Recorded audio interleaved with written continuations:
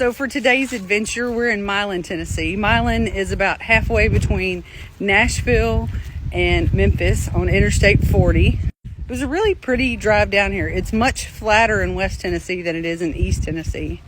We're hanging out at the city park right now. We went and showed some property downtown. And then we went to Lee's Chickens because that's what the locals said was like the best place to have lunch. And we got some fried chicken and sweet tea, and we came to the park and had a little picnic. And now we're just taking some time to stretch our legs. It looks like the city park here has a public swimming pool, some volleyball courts. It says it has an RC track, a frisbee court. It's got several little play areas, picnic pavilions. It's all in all a very well kept, nice city park.